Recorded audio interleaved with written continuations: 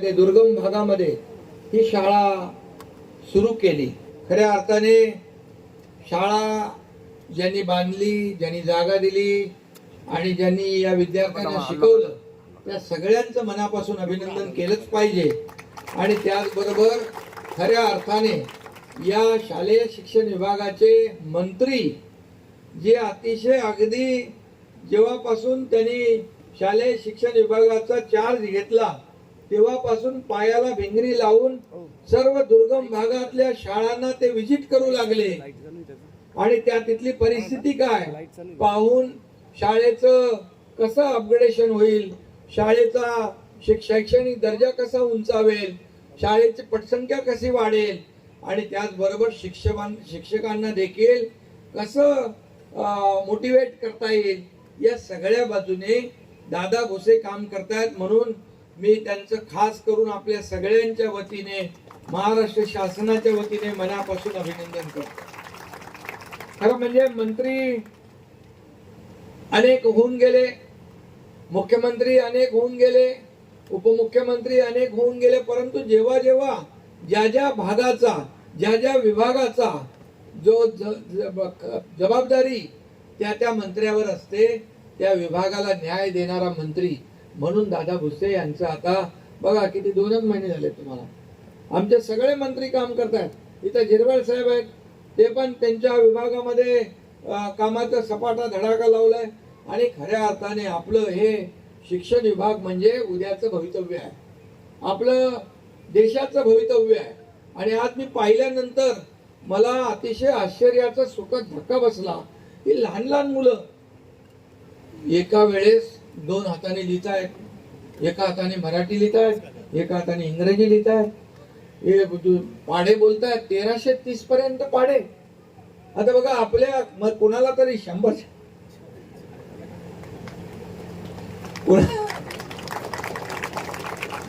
माझ्या सकट 1330 पर्यंत पाढे म्हणणं म्हणजे जादू आहे, खरं म्हणजे जादू आहे. आणि त्याचबरोबर एकाच वेळेस पाटीवर लिहिणं आणि दुसरीकडे आपले जे कलम आहेत घटनेचे कलम ते वाचणं. हे कुठलाही कायदा म्हटलं 100 पर्यंत मास्तर गुरुजी बरोबर ना केशवराव, 1 पासून 100 पर्यंत जी कलम आहे ती कलम कसली आहेत ते देखील त्यांच्या तोंडपाठ आहे. एका वेळेस त्यांनी काय काय केलं, पाटीवर लिहिलं, कलम सांगितलं आणि 2 भाषेमध्ये पाटीवर वेगवेगळे लिहिलं, कलम पण सांगितलं. आणि तिथं पुढे गेल्यानंतर ते काय केलं त्यांनी, ते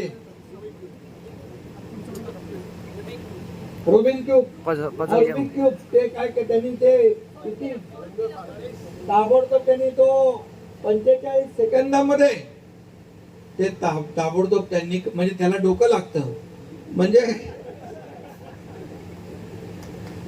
आयक्यू लेवल जी आहे त्या मुलांची ते बघून या केशव या खरं म्हणजे अवलियाने प्रत्येक मुलाचं आयक्यू लेवल बघून त्या मुलाला शिक्षण देण्याचं काम केलेलं आहे. खरं म्हणजे हा एक आदर्श शिक्षक आहे. एक आदर्श शिक्षक म्हणून याचा गौरव करावा तेवढा थोडा आहे. आज दादा भुसेजीने या शाळेत मला आणलं. खरं म्हणजे मी माझं भाग्य समजतो. मला बघून एक खरं इथं आल्यानंतर इथलं वातावरण हे जंगल सगळं निसर्ग आणि त्या निसर्गाच्या सानिध्यात आपली शाळा आणि त्या शाळेमध्ये शिकणारी मुलं, एक अद्भुत ज्ञान असणारी मुलं इथं पाहायला मिळाली. ही छोटी मुलं खरं म्हणजे ही मुलं या आजच्या स्पर्धात्मक युगामध्ये मला वाटतं या जिल्हा परिषद शाळेचं नाव मला वाटतं आपल्या राज्यात नाही, देशात नाही, जगात झाल्याशिवाय राहणार नाही. यामधले काही मुलं काय काय होतील, कोण डॉक्टर, इंजिनियर, कोणी सायंटिस्ट, काय काय मला वाटत नाही काय काय होतील. आणि विश्वास देखील बसत नाही की या मुलांची आयक्यू लेवल एवढी प्रचंड आहे. आणि म्हणजे एकदम म्हणजे जसं आपण त्यांना विचारू, मला वाटलं काय शिक्षकांनी विचारल्यावरच सांगतील.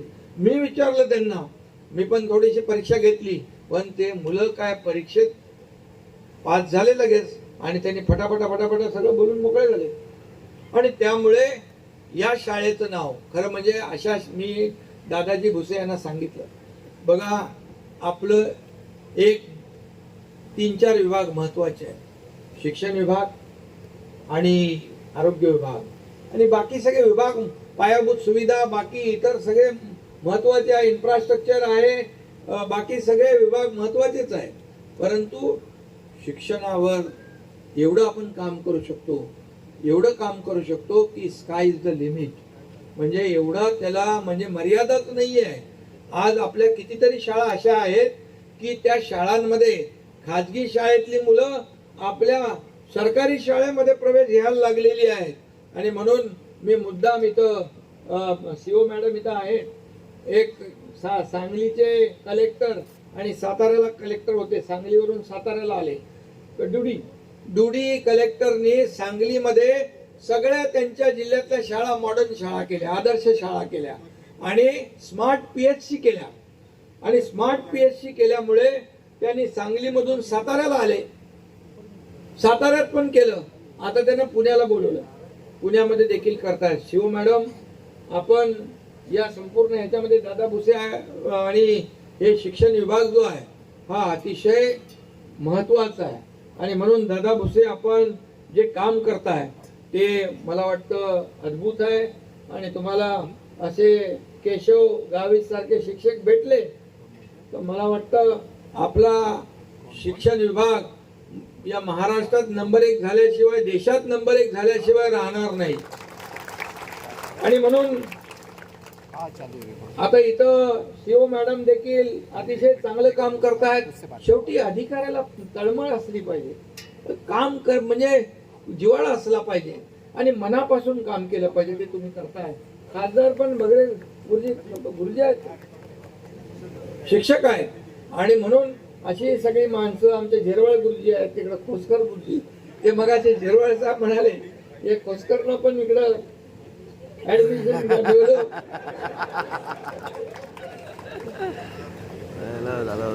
हिरामन तसं चांगला माणूस आहे. आणि सगळे लोक इकडे आपले सर्व उपस्थित मेंगा बिगा सगळे लोक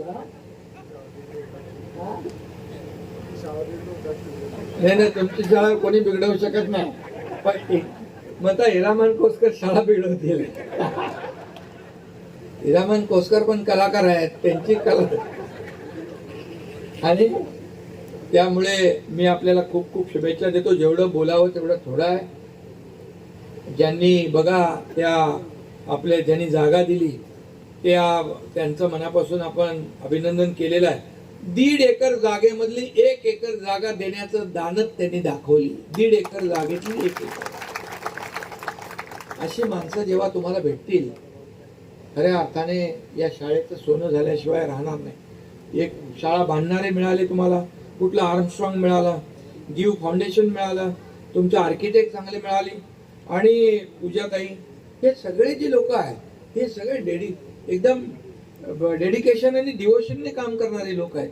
आणि म्हणून एवढ्या रिमोट, एवढ्या दुर्गम भागामध्ये अशा प्रकारची शाळा, परसबाग बघितली, सेंद्रिय शेती म्हणजे ऑर्गॅनिक भाजीपाला होतोय, तिथं गोटा बघितला, गाय बघितली. अरे काय म्हणजे या शाळेचा एक मॉडेल स्कूल आपण म्हणून राज्यभर, दादाजी, राज्यभर याचा रेप्लिका केला पाहिजे.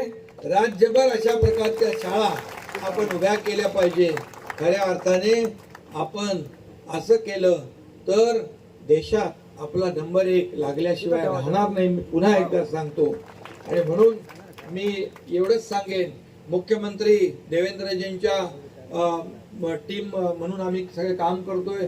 देवेंद्रजींच्या नेतृत्वाखाली मी आहे, अजितदादा आहेत, मंत्रिमंडळ आहे. गेले 2.5 वर्ष आम्ही जे काम केलं, माझ्या लाडक्या बहिणी इकडे बसले, समोर बसलेल्या आहेत, लाडके भाऊ आहेत. या लाडक्या बहिणी, लाडक्या भावांच्या, लाडक्या शेतकऱ्यांच्या आशीर्वादाने हे सरकार आलं. 2.5 वर्ष पायाला भिंगरी लावून आम्ही काम केलं आणि एवढे निर्णय घेतले की त्याच्यामध्ये तुम्ही एवढा आशीर्वाद दिला भरभरून की लँडस्लाइड विक्ट्री मिळाली. आणि म्हणून तुम्हाला सगळ्यांना मी मनापासून शुभेच्छा देतो, धन्यवाद देतो. आणि मला मगाशी इथं सांगितलं की युवा प्रशिक्षण योजनेचं जो विषय आहे तोही आम्ही मार्गी लावू. त्याचबरोबर ताशिका आदिवासी शिक्षक आहेत त्यांचाही विषय जो आहे तोही आम्ही घेऊ. त्याचबरोबर या ठिकाणी जे जे काही विषय मी डिटेलमध्ये आता जात नाही, इथं आपलं साठवण तलावांचा विषय दिला आहे त्या बाबतीत देखील आपण निर्णय घेऊ. आणि मी आपल्याला एवढंच सांगतो, काही लोक म्हणतात की लाडकी बहीण योजना बंद होणार. मी आपल्याला सांगतो, लाडकी बहीण योजना कधीही बंद होणार नाही, कधीही बंद होणार नाही. आणि म्हणून मी आपल्या सगळ्यांना शुभेच्छा देतो. दादाजी, तुमचं मनापासून अभिनंदन करतो, सगळ्यांचं मनापासून अभिनंदन करतो. वेळ कमी असल्यामुळे, कारण वेळ कमी आहे आणि म्हणून मी नक्की पुढच्या वेळेस या शाळेला भेट द्यायला पुढच्या वेळेस वेळ काढून येईल आणि या ठिकाणी आपल्याला आणखी काय काय करता येईल ते आपण नक्की करू. सरकार म्हणून कुठेही काही कमी पडणार नाही याची खात्री आपल्याला देतो आणि मनापासून आपल्याला शुभेच्छा देतो. परत एकदा केशव गावित यांचं मी मनापासून अभिनंदन करतो, मनापासून आपल्याला शुभेच्छा देतो आणि त्यांच्या मिसेस सौभाग्यवती त्यांचंही मनापासून अभिनंदन करतो की अशी लोक आणि शेतकरी ज्यांनी जमीन दिली त्यांचंही मनापासून, ज्यांनी शाळा बांधली त्यांचंही मनापासून अभिनंदन. सगळ्यांना शुभेच्छा. जय हिंद, जय महाराष्ट्र. एबीपी माझा, उघडा डोळे बघा नीट.